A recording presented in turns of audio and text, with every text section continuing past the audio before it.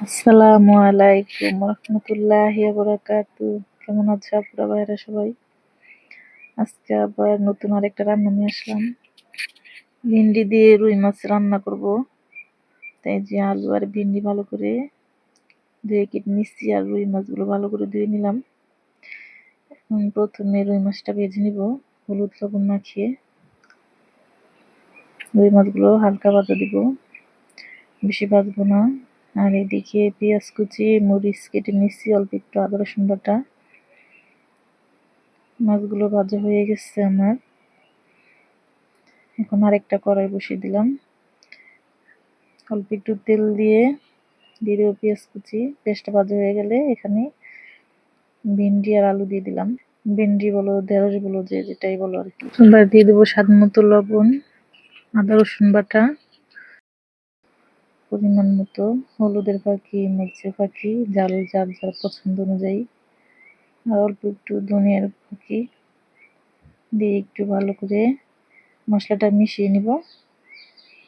এই পর্যায়ে দিয়ে দেবো অল্প একটু পানি কষানোর জন্য। বেশি পানি দেওয়া যাবে না, অল্প পানি দিয়ে আগে তরকারিটা কষিয়ে নিব। এখন ভালো করে মশলাটা মিশিয়ে তরকারির সাথে ঢেকে কষিয়ে নিব।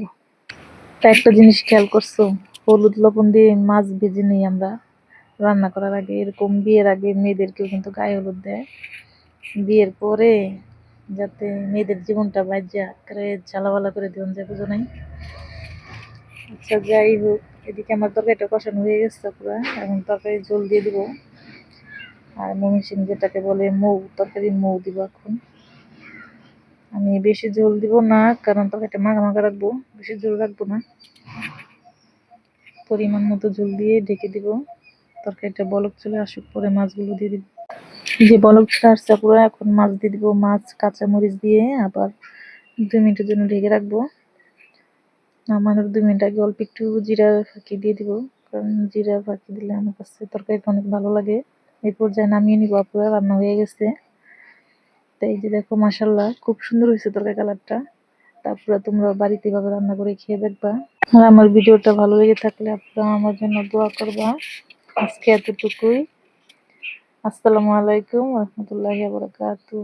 আল্লাহ হাফেজ, সবাই ভালো থাকবা।